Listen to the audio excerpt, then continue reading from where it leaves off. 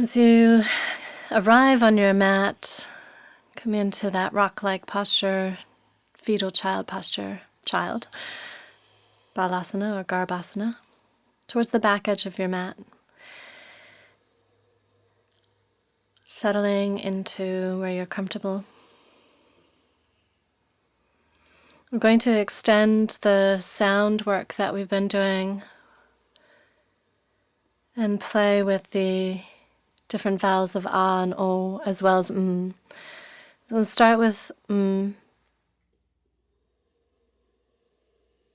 As you settle down and you deepen your breathing and you find how your breath opens into your back, where your head can rest easily. Taking 2 breaths through the sound of with the lips closed, and see if you can feel how that vibrates through the face and the throat and maybe into the chest. Play with the pitch. See where you want that sound to go.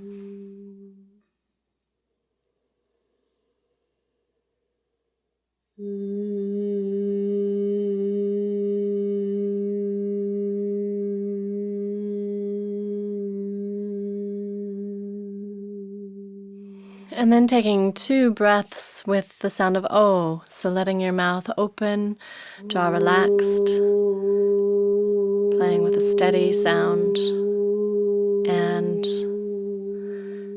seeing what pitch you want to play with.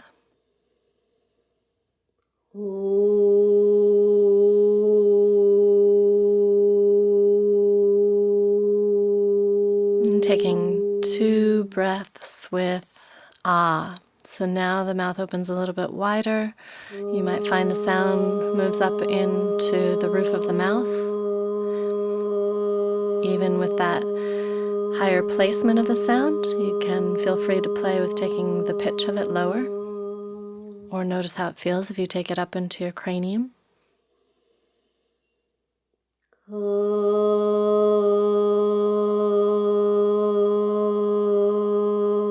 And then bringing those 3 sounds together, the sound Om has within it ah, om, and then also the silence afterwards. So taking 3 breaths, moving through ah, om, noticing the space, the silence as you breathe in.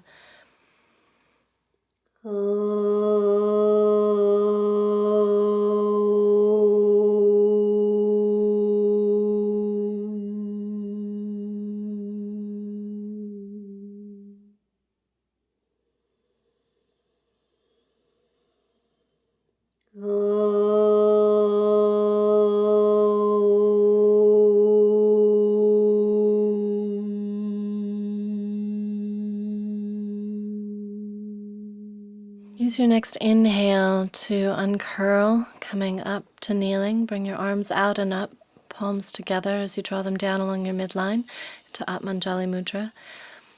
Having already warmed up the voice, notice if it sounds any different as you take it into Adi Mantra today. Breathing in for the first of 3.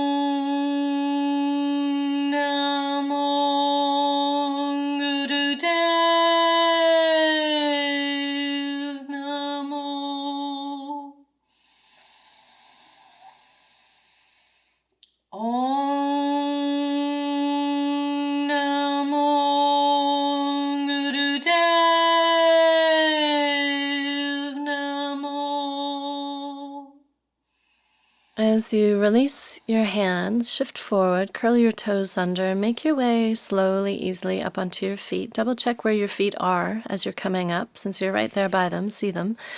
Bring them parallel under your front hips, so you have toes, ankles, knees, front hips aligned. And then as you emerge upright, keep a little bend in your knees. And lift your head up like it's being drawn up towards the sky, like it's a hot air balloon. Let your arms hang down. And then with your knees still bent, drop your tailbone down. We're going to do that same practice of walking the plank. So close your eyes, feel the weight on your feet, feel the inner channel lift, and shift your weight to one foot and begin your very slow walk from the back edge of the mat towards the front edge of the mat with no rush to get there. This is more about being present, about getting your head, your mind's eye down into the soles of your feet. See if you can feel your feet on the ground.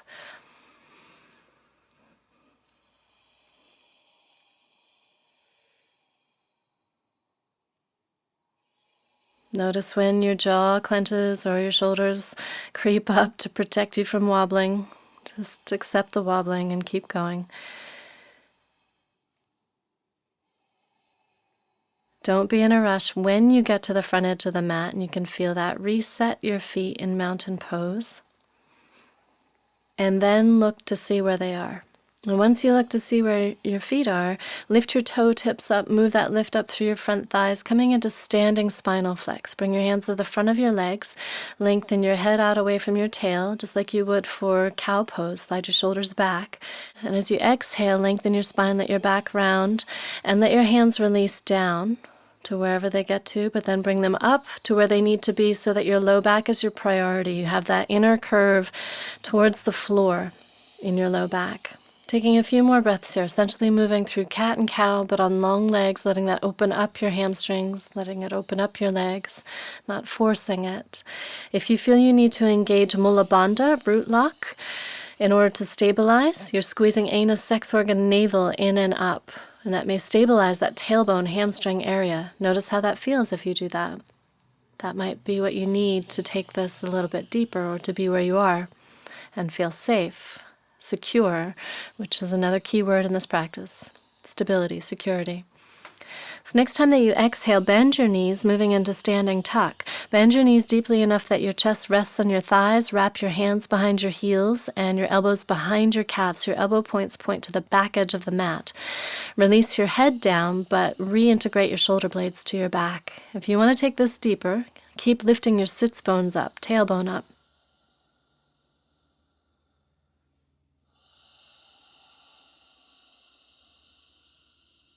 One more inhale into the stretch, and then use your exhale to step your left foot back so you're in right lunge.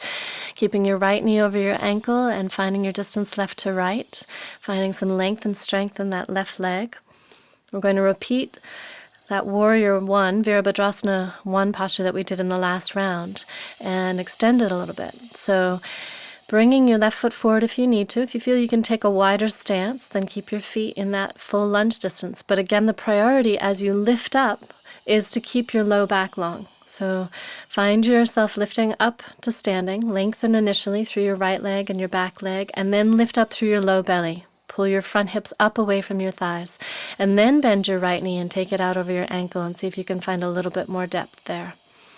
If you need to keep your left knee bent in order to keep your front hips squared and your low back long, then work with that until you can lengthen a little bit more through that left leg. Once you find the foundation in your feet, so right toes lifted, knee aligned over your middle toes, then stretch your fingers down towards the ground, and instead of bringing them up to your heart this time, take them up in line with your ears. You can take your gaze towards the ground and keep it there or on a point in front of you, or you can arch up and move into a little bit of a back bend if you like. Find what feels strongest for your low back. So if you're creating a little bit of a heart-opening back bend, make sure that doesn't sacrifice your low back. One more inhale here, and then push off with your left foot and take it up into the air as you push the ground away with your right heel and draw your right kneecap up. You're coming into Warrior 3, Virabhadrasana 3, which is the flying posture. So as you come up, your arms are overhead, but then take them out about shoulder level, like you literally are flying. Lifting belly up, push the ground away. Bring your arms to stretch back, so your shoulders clear your neck. Reach your left heel away from the top of your head. Then as you exhale, come back and down into your right lunge again. Take a breath into it.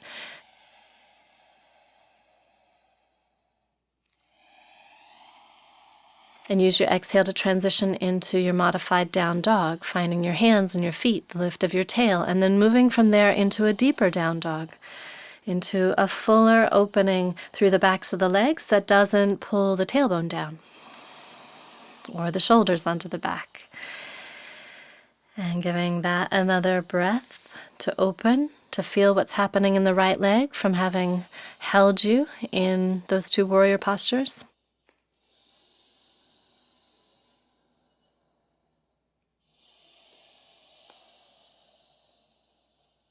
And this next time that you inhale, lift your left leg, look ahead, transition up into your high lunge. Give it a few breaths here to double check your foundation. Where are your feet and your knees and your hips? Can you lengthen through that right leg, reach back through the right heel, and align your left knee over your ankle? Minimizing weight in your hands because we're going to bring the upper body up in just a few seconds. So find first where your leg strength is. And then focus your eyes on a point as you transition your back foot closer if it needs to come closer so that you can come up. And as you come upright, square your front hips forward, bring your right hip forward, left hip back, draw your low belly in and up so you're pulling your pubic bones up, anchoring your tailbone down, which may mean you have to bend your right knee a little bit. As you bend your left knee deeper, take it forward over your ankle. Look down, see your big toe inside your kneecap. And then only lengthen through your right heel as much as that doesn't drop your front hips into your left thigh. And then once you find your foundation here in your feet, in your pelvis, in your low back, let the upper body be light. So find your shoulders broad by stretching your fingers down. And then when you're ready and you inhale your arms up, if you inhale them up, they don't need to come up. If you take them up, keep your shoulders broad. Lengthen through your elbows, spread your fingers out. Either continue to look down or straight ahead, or if you want to move into a little bit more of a back bend, lift your sternum up and let your upper body open up from that lift through the sternum, more than through the chin, so your ears remain between your arms. Low back is long. Give it another inhale in this warrior one posture. And then as you exhale, push off with your right foot, shift your weight forward onto your left foot, coming into warrior three. Anchor down through your left heel, push the ground away, and draw up through your left thigh. So you're not locking your knee. And then see if you can start to square your hips. Work little by little with this. As you take your right hip towards the ground, you need to lift up powerfully through your left thigh, otherwise you'll fall over. Arms are forward, and then you bring them out to the side like you're flying, and then stretch them back. As you stretch back through your fingers and your right toes, reach forward through the top of your head. One more inhale, lift up. And then exhale and transition back into your left lunge. Stabilize here. Now you have two paws on the ground, fingertips on the ground. Take a breath into that. Use your exhale to transition back to your modified down dog, finding your root system in your hands and in your feet. And the pinnacle, the peak of your tail rising up, shoulders clear your neck. Once more, holding this posture as though you're being held up. See if you can get a sense of your front thighs being drawn back. So they're pulling away from the belly. They're drawing the thigh bones back away from the hands. And your tailbone, your front hip bones being pulled up towards the sky. Almost as though you have to reach down to touch the ground with your hands. You're being lifted up so much. So see if you can find the muscles, the actions necessary to gain that sense of reaching down through your hands to touch the ground. A few more breaths here. Finding your lightness, your lift. Notice through your feet if you can lift your toe tips and feel the difference in your legs. This next time that you exhale, release forward. See if you can roll through your toes and come down into your quadricep stretch. So you're bringing your shins to the ground, or if you have trouble with your knees, be on the balls of your feet, knees off the ground. Once you have your hands behind you, your weight in your hands, lift your pelvis up and aim your tailbone towards the back of your knees, looking to see your knees align with your front hips. Use your abdominal strength to pull your pubic bones up, your front hip bones up. And feel how that change of the angle of your pelvis takes your attention and the stretch into your quadriceps, into the front thighs. Breathing there. If you want to go a little deeper and your pelvis is open, you have a flat plane from your knees all the way up to your ribs, then you can play with bending your elbows. If you want to take your head back, feel free, but keep your mind on your pelvis.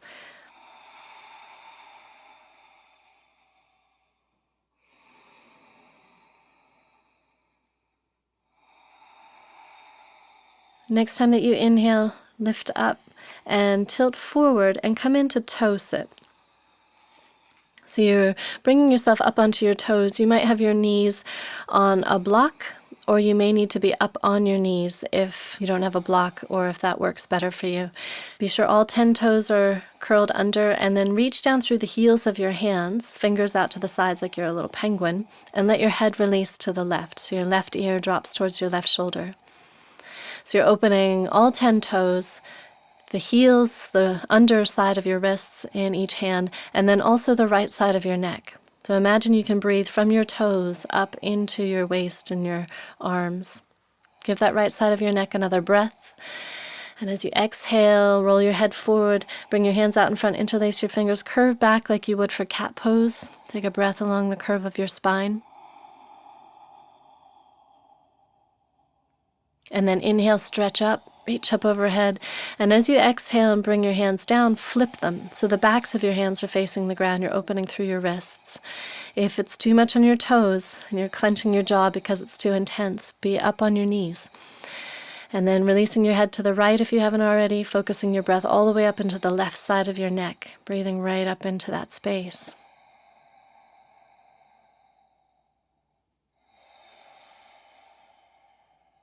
Give that side of your neck another breath.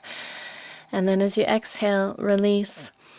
And instead of coming into your cat stretch on this side, shift your weight forward and uncurl your toes. Notice how they feel. And take your toes out to the edges of the mat, keeping your inner knees, inner thighs together. This next posture is deceptively challenging, and it's all about the alignment and the opening of the joints of the legs. So use a block or a blanket or a book, anything that gives you the opportunity to safeguard and stabilize through the joints of your legs, particularly your knees.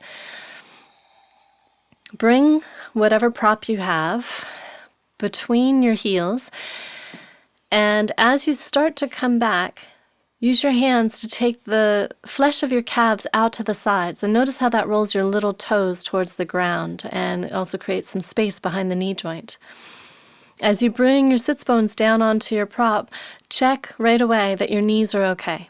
And if you're feeling any tension in your knees or you have history here, come up higher.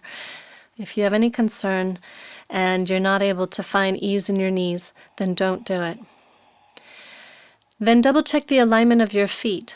Find where your heels are about a thumb width from your hips. So you're not sitting on your heels, you're sitting between your heels. And then look to see that your middle toes are behind your heels. So you may have to fiddle with your feet to bring your toes in towards the midline more, to align your middle toes behind your heels. You may also need to draw the flesh of your foot out, the skin of your foot out from underneath to ease it out. And then feel the lift of your tail, the curve of your low back. Double check that that doesn't put strain in your knee joints. Your knees are still together if possible. Once you have the foundation in your legs, then interlace your fingers and turn your hands inside out as you take them up overhead. Reach up through your elbows, through the heels of your hands, but slide down through your shoulders. And keep your arms in your peripheral vision, your head centered with your midline as you inhale, and then exhale and pull your belly button over towards your right hip, keeping your head centered, shoulders broad. Inhale here from your sits bones all the way up to the heels of your hands, and then exhale and draw your belly button over towards your right hip. Doing one more breath like that. Notice as you're twisting with integrity from your belly, your abdominal strength, how the sits bones want to change weight on the ground. See if you can keep them even.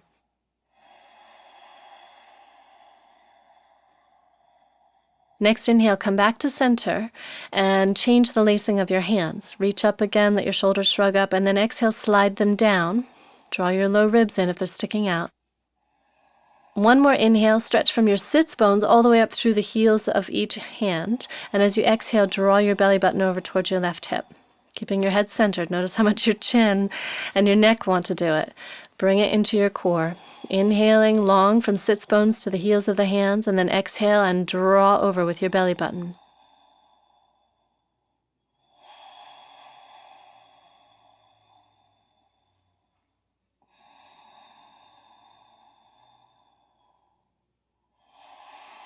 And this next time you inhale, come back to center. As you release back to center, bring your arms out. Pause here and take that in stillness. Notice what you're feeling. See if you can feel gravity dropping you down into your legs. And at the same time rising up out of that foundation. This posture is called Virasana, like Virabhadrasana. Vira is similar to virile, strong, hero. So this is called Hero Pose. With Virasana pose, if your knees are safe and you have the alignment, you've looked at your feet and you can see middle toes, heels aligned with each other, and your heels are outside your hips and your knees feel safe and your knees can ideally be together, and you feel like you can sit on the ground, then feel free to take the prop out. But also feel free to own that support, to use that support to allow the joints of your legs to open. So you're either working with the block or blanket or pillow underneath your sits bones, or your sits bones fully on the ground.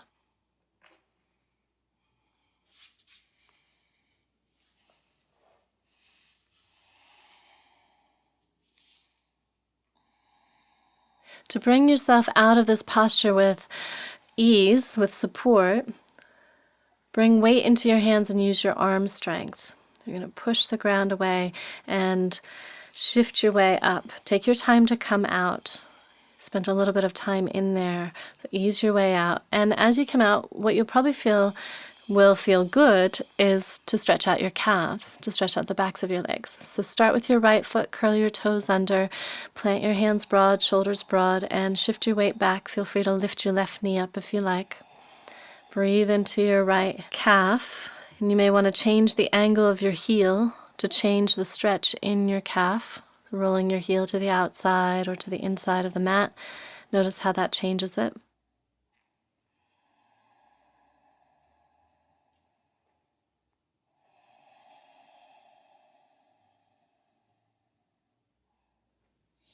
When you feel you have a good stretch there on the right side, then switch over to the left. Exploring this calf. So changing the angle of your heel. Focusing your breath as though it's dropping down into your calf muscle. Once you feel a balanced stretch on that left calf, then release your way down into Savasana, corpse pose, making yourself comfortable and aligned.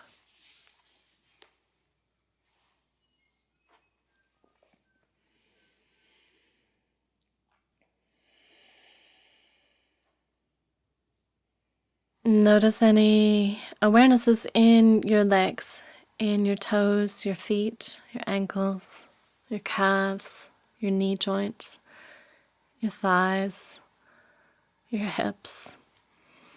Adjust so that your low back feels comfortable. You might have to shift your bum down or out to release your low back. Using any props that enable you to settle deeply into this resting pose, so blanket, eye pillow, if you have rocks that you want to rest on your belly or your hands. Give yourself this time to be still, to be present, to integrate. Make whatever adjustments you need in the first moment here, settling in. And then commit to a good enough posture so that you can discover what stillness gifts you.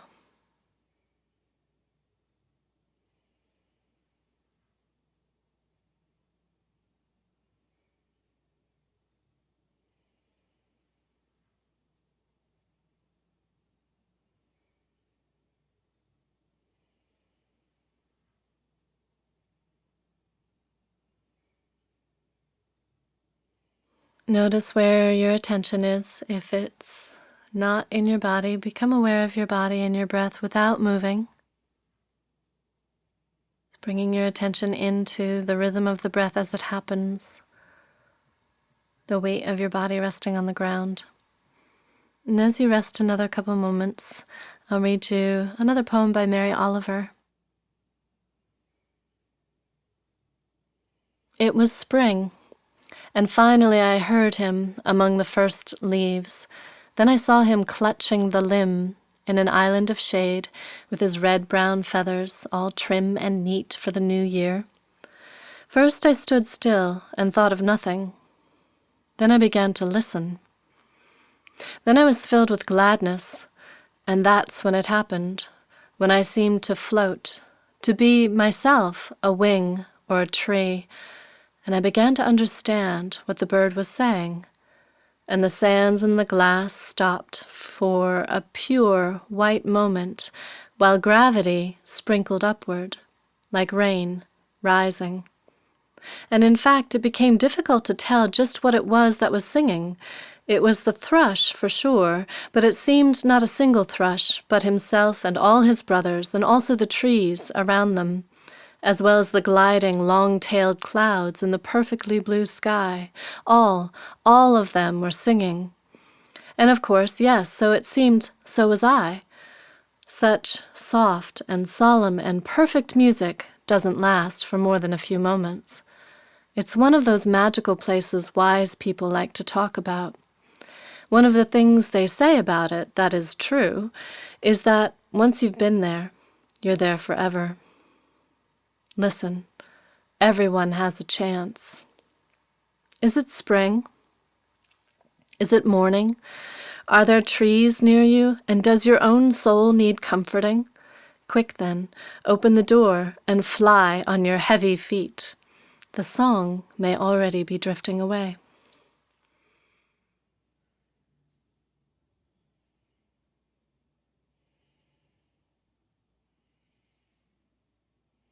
Breathe a little deeper. Breathe into yourself, into your feet, into your legs, into your spine.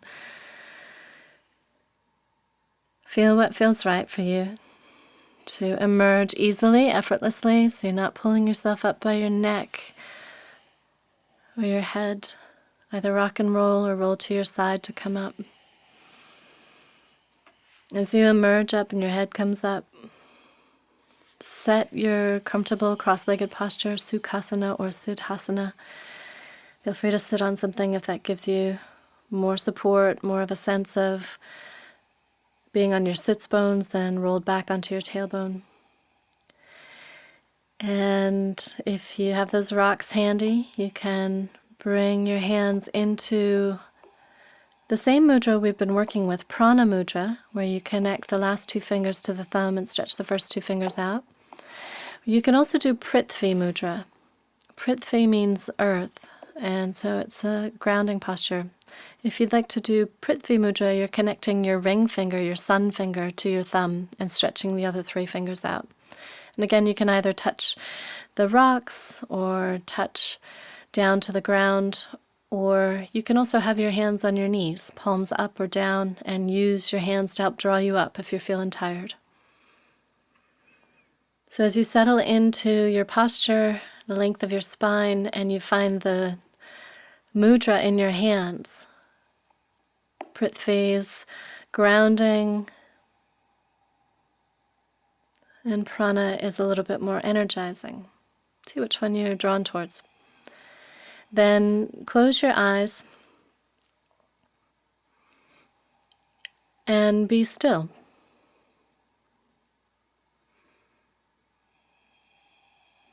See if you can sense your whole body on the ground. See if you can sense your body from where you touch the ground, leveraging up from there, lengthening up along your spine, and becoming aware of your breath. We're going to work with the mantra we've been playing with over the weeks of Om. We'll do this 3 times. Take your gaze towards your third eye point. This is the mantra, the sound, the beach sound for Ajna Chakra, that third eye.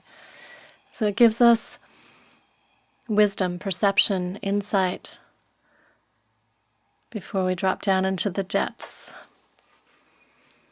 Breathing in for the first of 3.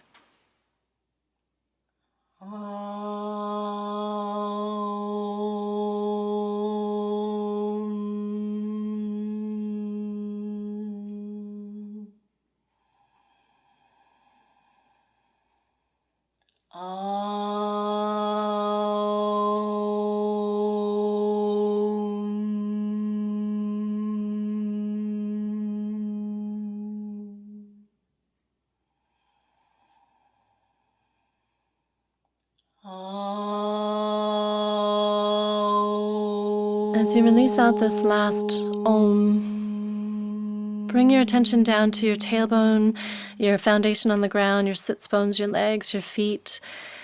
And we're going to sound the seed sound, the beach sound for this first chakra, Muladhara, which is Lam. So you're bringing the tip of your tongue to the back of your teeth and feel the abdominal muscles helping you create the sound. So you can feel the movement of the pelvic floor with each repetition. Feel free to join in at the same pace that I am. Lum. And join in as you're ready. Lum. Lum. Lum. Lum. Lum. Lum, lum, lum, lum, lum, lum, lum, lum, lum, lum, lum, lum, lum, lum. One more. Lum. And then breathing in deeply, we're going to return to that beach mantra at the third eye point of Om. So see if you can feel the base of your body on the ground and also bring your gaze towards your third eye point. And 3 rounds of Om.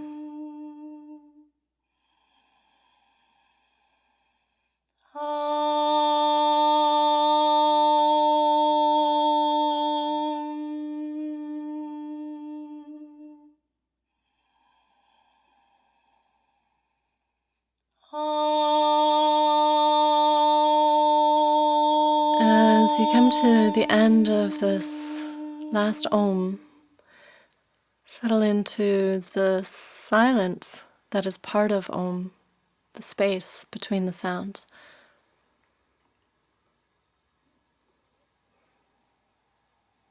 With your next inhale, lift your arms up, exhale them down along your midline, acknowledging yourself in your practice and anyone else you're working with, practicing with today. Namaste.